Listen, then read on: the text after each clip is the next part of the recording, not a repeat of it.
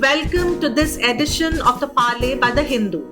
I am Shriparna Chakrabarti, and today we will discuss whether voter registration can be subject to fraud. Beginning with Maharashtra elections, opposition parties have made many allegations regarding manipulations in electoral rolls. Leader of opposition Rahul Gandhi, along with other opposition leaders, have raised the matter both inside and outside parliament at many fora. The Election Commission of India has though steadfastly maintained that it was impossible to tamper with the voter rolls.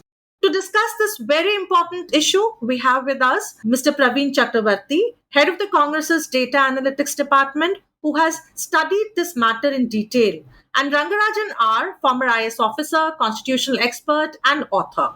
Mr. Chakravarti, if I might begin with you. You have studied and written on the Maharashtra Assembly elections extensively. If you could just flag the major concerns here for our listeners.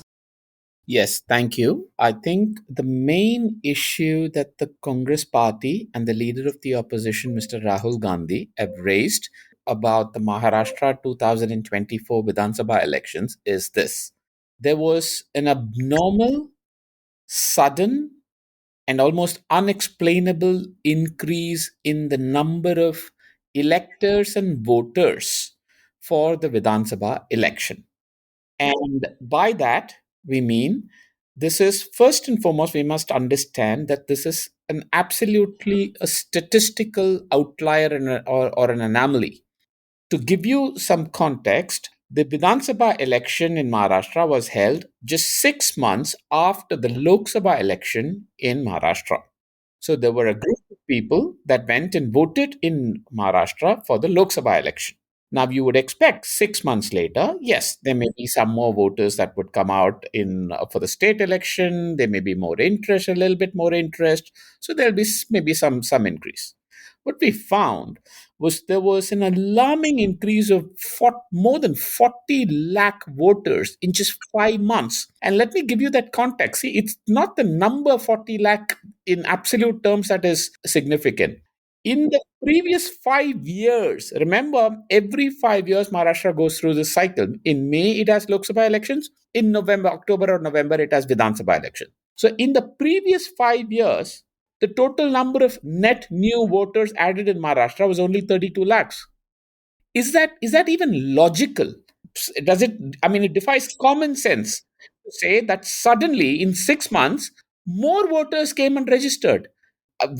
Under what conditions do new voters register? A, if people turn 18. B, if there are already adults who have not enrolled before, can now come and enroll. C, there are new people that are coming into the state and who are being resident. Now, anytime the election commission adds voters, it's largely 80 to 90% of new voters are either people who are turning 18 or previous adults who will now enroll, who did not enroll before.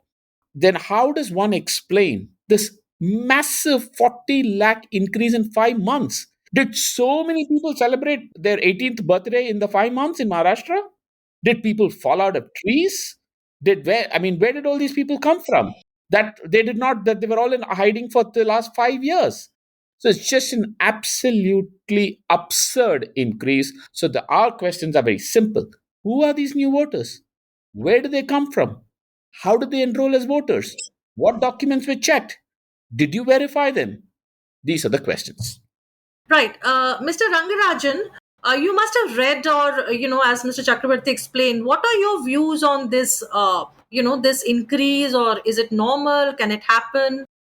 Yes. So thank you for having me here.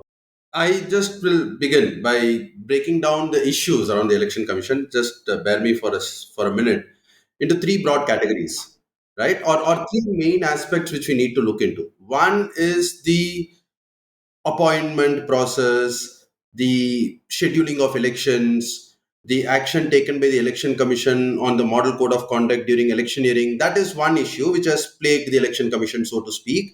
Whether it is partisan in that or not. Now, that is beyond the discussion of this podcast. But that is something where the election commission, the appointment process has to be more transparent. There must be adequate time given to the leader of opposition to review the names. At least now there is a committee instead of just the government. Though the government had changed the CJI with the cabinet minister, that is one issue. But in terms of scheduling, action taken on model code of conduct, there is a lot of confidence that can be built by action taken by election commission. So I there are some valid criticisms there which needs to be addressed. The second is the EVM and the VVPAT controversy, where the court had given a direction. Now, whether the sample size needs to be increased, there was even an order of the court saying that people who are placed second or third in a constituency can go and ask for 5% re-verification of the microcontrollers of the EVMs. I don't know how many of the second and third place candidates went and asked for it in the assembly elections and or even in the parliament elections, Lok Sabha elections that happened. But that is something which is again a separate issue. But the third is the electoral roll, which is a very important issue, because these are the three processes that that bring confidence to the entire democratic process. So as far as the electoral roll is concerned, I do agree that there may be some issues, but to say that the entire electoral roll process could be fudged and could be manipulated to a large extent is probably stretching it a bit far, because I'll tell you my views on this. It is the Hindu data analytics which says that this sudden spurt after the Lok Sabha election between the assembly election, like for example, during 2004, after the Lok Sabha election in April 2004, when the assembly elections happened in October 2004, there were 30 lakh new voters that were added in the period of 5 months. In 2009, similarly, between April and October of 2009, there were 30 lakh voters who were added. In 2014, between April and October, when the elections happened, there were 27 lakh voters who were added. And now, between April and November of 2024, there are 40 lakh voters added. It needs a more in-depth study. I'm not claiming that the electoral rolls are absolutely fine and there can be no, but there are enough checks and balances to some extent, because this revision process, and one more reason why there could be a sudden spurt. I know that the cutoff date, which was earlier just January 1st of every year, It has been made four it times. has Yeah. been made quarterly. Of course, that change happened in 2021 itself. I mean, it is effective from 2022, but there may be a lag effect in people understanding that, okay, every 3 months also we can go and register. So that could have played a small role in the increase, because, the March 31st number would have been applicable for the Lok Sabha polls, whereas people who turned 18 on June 30th and people who turned 18 on October 1st, I mean, July 1st and October 1st would have also registered for the assembly elections. I'm not. I mean, I'm sure Mr. Chakravarti has done more data analytics than me on this topic.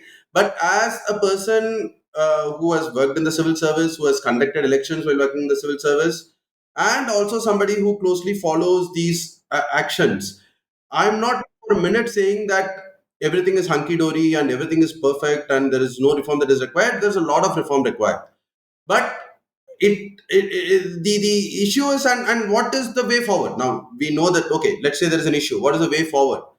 The way forward, in my view, and there are pros and cons in that process, but I think probably the way forward, see, before the Aadhaar database came in, right, many of the documents that we have, I was just speaking to some of my income tax batchmates, and they said that the PAN used to check three fields: name, father's name, and date of birth. And there will be thousands of people in this country who have all the three as same, and they both will have the same PAN cards, though they are two different people, right? So somebody files the return first as the original return, and somebody files it later. It will ask whether you want to file a revised return, and that person may not understand what is original and what is revised, and they still go and file the revised return. There are two different people having the same PAN card number. So the Aadhaar seeding has probably helped in reducing those issues in databases like PAN. There are valid concerns about seeding Aadhaar database into the electoral roll, but probably that is the way forward to ensure that there are no duplicates, wrongful inclusions are not allowed. But the big risk of that is there can be wrongful exclusions, and that is something which needs to be addressed carefully.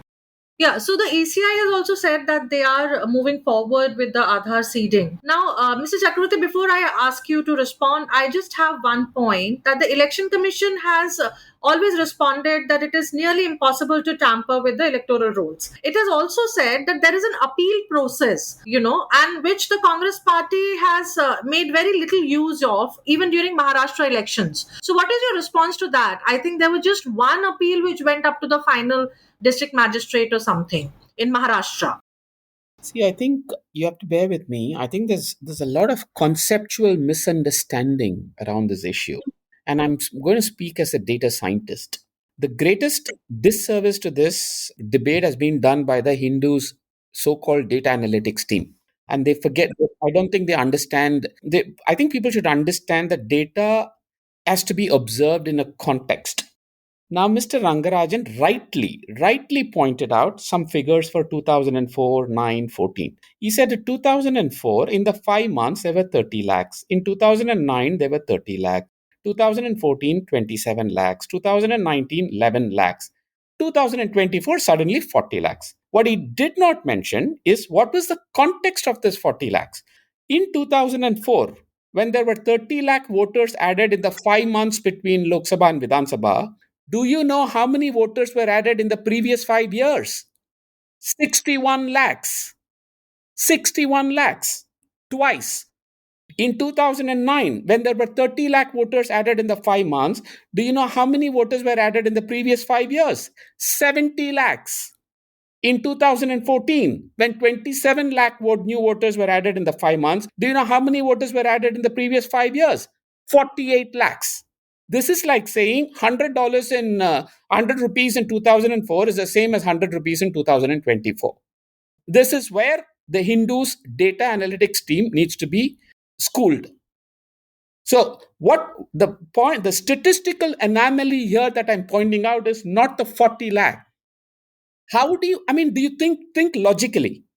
How is, because see, if you talk to any demographer, the Maharashtra is a state where there is falling fertility levels for the last 2 decades, which means what? The total number of newborns, the rate of newborns will only decrease every year, is decreasing every year. That means the number of people that turn 18 will actually decrease from 2004. Population may increase, but the number of people that turn 18 will decrease. This is where conceptually most people are wrong thanks to the Hindu data analytics team's flawed reporting. And I want this to be in print. So this is completely so. My simple question is the statistical anomaly here is it is humanly impossible for Maharashtra to produce that many more people in 5 months than in the previous 5 years. Which is why to corroborate this, I said let's look at the population estimate by the Ministry of Health and Family Welfare's report. And according to the Ministry of Health and Family Welfare, which is Modi government's ministry's report, Maharashtra's adult population is lower than the total number of voters that the election commission said was registered for the Vidhan Sabha election. There you go. So that is only to corroborate this argument because people don't understand the context of data and trends. And that is what I'm trying to point out. I'm trying to point out that there is a severe anomaly. I'll give you a third way to corroborate this, and this will interest you, Rangarajan. Election Commission took out an ad last year on election day saying that there were so many new voters that were enrolled by the Election Commission in 1 year. Okay, do you know 18% of those new voters of those new voters have come from Maharashtra? How is that possible when Maharashtra only accounts for 7% of the population of the country? So I think data wise, it is I can bet my bottom dollar that no one can legitimately question the statistical anomaly of the Maharashtra Vidhan Sabha election voter search. That I'm very clear about statistically. Okay. Now the second question: where do who are these voters? Was the process followed of addition and deletion? Did were the Congress parties, what is that called, booth level agents sleeping? What was the party doing? I have a And the appeal. Like apparently you're supposed to challenge No, the no, additions or I'll come to that. deletions. I'll come to that. So I have a simple question, Sriparna. Let us say there's a burglary theft in your home. Okay? You go to the police station to file a complaint. What if the police station turned to you and said, but your security guard was sleeping, so we can't do anything? Does the police have a constitutional responsibility to conduct free and fair elections in this country? Yes or no?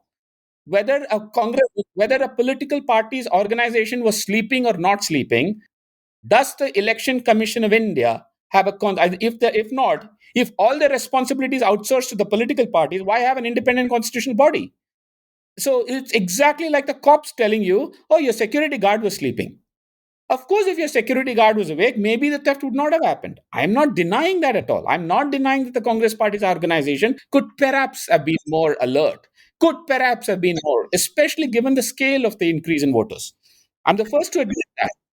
But to use that as an excuse for the election commission is absurd. It's absolutely absurd. Number three, what do they mean by filing a complaint? There were complaints filed on the day of polling. And I've given this example of Shirdi. The Congress candidate in Shirdi on I think a day before polling, actually took a video testimony of, because there was a big college run by one of the candidates, BJP candidates, who's now a minister, and this is there in video. She actually went and asked these students, because these students were all coming out to vote. She asked these students, where are you from, are you residents? They were not. They were all not, they never were residents of Maharashtra. They were given voter cards, they were given all these things, and they were asked to come out and vote, and she filed a complaint immediately. To the best of my knowledge, there have been at least 108 complaints filed. This is, and you can check this with Prithviraj Chavan, the former chief minister. From what he told me, I remember it's about 108 complaints have been filed. Now, all of this is post facto. I have a very simple question. Even to be able to establish, what are we asking? There's an abnormal search. We want to know who these voters are, where do they come from. To be able to do that, what is the logical way to do it? Please look at the 2024 Lok Sabha rules, look at the 2024 Vidhan Sabha rules, and see who's come additionally. Correct? That's a very logical way. Even a fifth standard student will tell you this is the way to check it. So we're saying, give us these two rules. That's it. And you're asking for it in a machine readable format. I think that is a new addition since last week, because I've been, No, no, reading a. machine readable has been. I mean, I think it's digital or machine readable, because I'll tell you what they'll do. They'll give you these kind of scanned images, or they'll give it to you in paper, and then they'll just go. Yeah, which they said they give to all candidates before the So, elections. okay, even if they did, I mean, see, first of all, it is not in a consolidated form. I mean, there are 288 constituencies. If they give it to each one candidate, and in what format they've given, where do they go, given, all that is completely. So, my simple point is, even if they've given, what's the problem in giving it again? We're India's principal opposition party. We're not asking for some private details. We're asking for a voter rules. If you really have given it, give it again. No problem. What's the problem? Why have you not given it for the last 6 months? Yeah, yes, Mr. Rangarajan. Yes, please. No, no. So, firstly, to clarify, I completely get Mr. Chakravarti's point, and to give due credit to the Hindu, the article of the Hindu does mention these increases that Mr. Chakravarti also talked about in the 5 years, in 2004, 2009, 2014. So, I think that data is available. Of course, yes, it is. The data can be interpreted by people In according, different ways, yeah. yeah, in different ways, but that data is available in the Hindu article. So it's not that I deliberately skipped it or something. I was just giving a context to it, right? Secondly, I do agree that, if this is an anomaly, right, and I completely agree to Mr. Chakravarti's view that the failure of a party or any set of parties organizational wing to check, to cross check, to file appeal cannot absolve a constitutional authority of their responsibility, right? So this may be a failure. That is something for the parties to address. The constitutional authority has to come clean. No, But not now, just that. If I were to just add there, let us say I form a new party, like in Tamil Nadu, Active Vijay is forming a new party. The new party will not have that organizational strength. So what are you saying? In this country, In this country, nobody can start a new party because they don't have the, they can. No, I completely understand. I agree to that. But sir, from a devil's advocate point of view, I understand the machine readable format where you can compare the two electoral rolls. But as you rightly said, the electoral rolls are available assembly constituency No, wise. booth wise. Booth wise. Booth wise. It's only booth wise. Yes, yes, yes. So yeah, assembly constituency booth wise it is available. I'm saying how much of an effort would it take? I'm again, this is something which I'm saying as a layman, not as a data scientist or anything, or even as somebody to absolve the constitutional authorities of its duty. But if it is available at the booth level, the last level at which the actual voting happens, comparing the booth level role between April 2024 and November 2024 and bringing out a booth wise addition of names and consolidating it for the assembly and then for the state together can be an exercise that can be carried out by the political party to demonstrate that there is a lot of anomaly. I'm just I'm asking. sorry. I mean that I think that's being first of all, who has the Lok Sabha roles final as the roles as on the roles on which the election took place. That was 6 months before the Vidhan Sabha. Where was that? That's not there. So yeah, this is the part I fail to understand. If the keeper of the electoral rolls, Election Commission of India, has it in its record, it's a matter of one click of a button to be able to give it to a recognized political party. Instead, media and commentators want the political party to go down to about, what is this, 50,000 booths, download 50,000 forms, and then sit and compile them and then compare them. And even to do that, we do not have Lok Sabha rules. I mean, it's two clicks of a button. The fact that there is some hesitation in giving us his rules just speaks more than the fact whether it can be done or not. That's it. It's as simple as that. So you feel the same about the CCTV footage issue also? Like you people have been demanding CCTV footage after 5 p.m., claiming that there is a surge in voter turnout after 5, a natural surge. And the ECI has recently changed some rules, regarding keeping them for just 45 days and not more, and also access to the CCTV footage, which was changed last December, the rule. So you are demanding that also. See, I'll tell you what. I think the context is very simple here. I mean, I think we're all missing the forest for the trees here. What is it that we are saying? We're saying, and we have shown using EC's summary data that there is an abnormal surge. That we also know that there was some voting, abnormal increase in voting that happened after 5 p.m. Now, is it or is it not the responsibility of a constitutional body for preserving the trust and confidence of the institution to come out and say, okay, here, this is the footage, this is the role. Let us not indulge in accusations. I've been saying using the word anomaly from day one.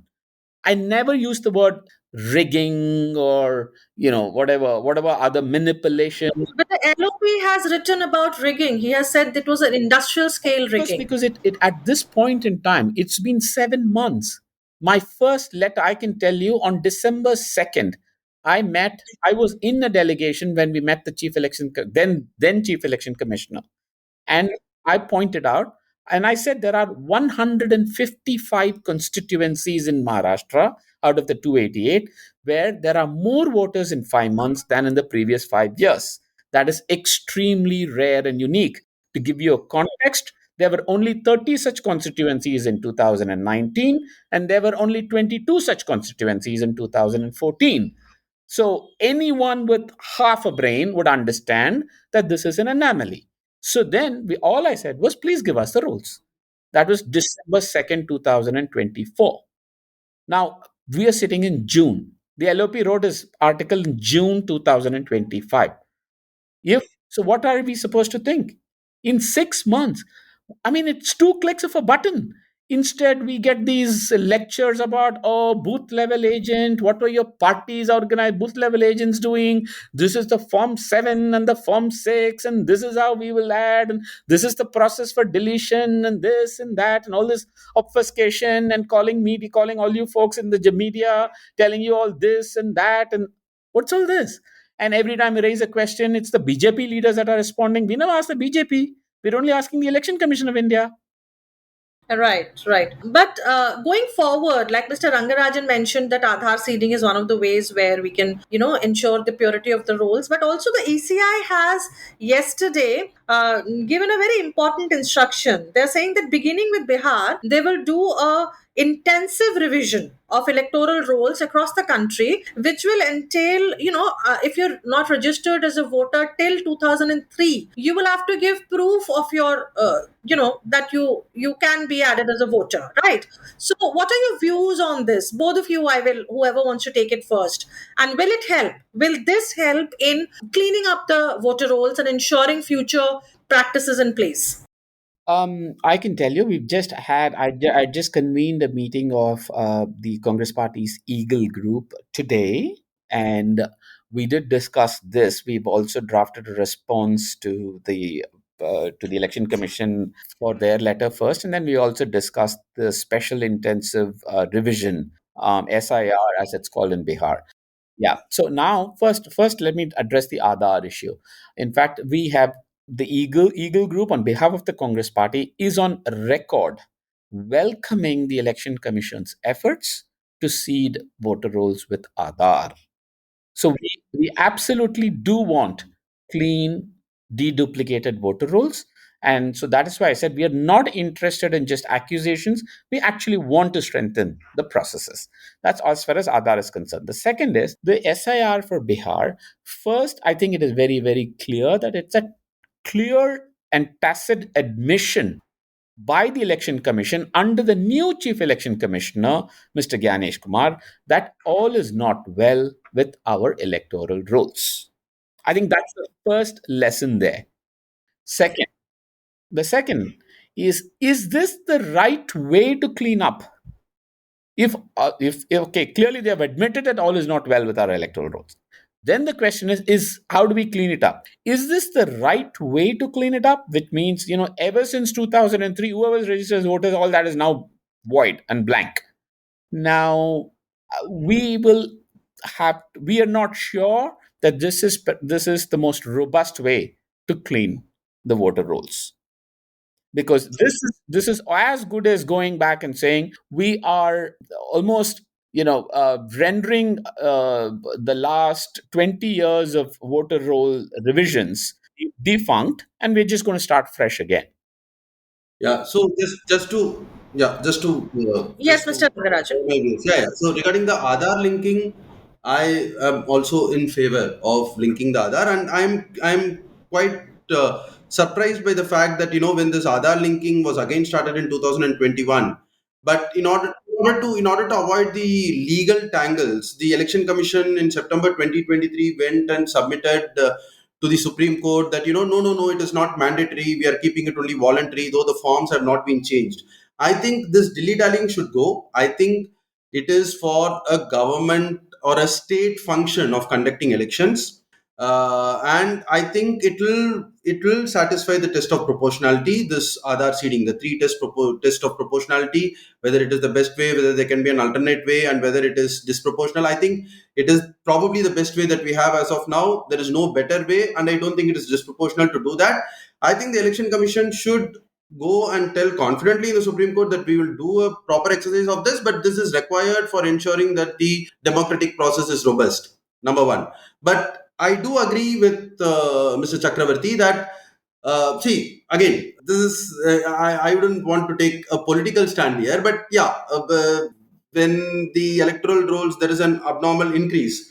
It is rightly a question that has been raised by the opposition, and it needs to be answered. And probably the final solution for this is linking it to the Aadhaar database. But that is pending as of now.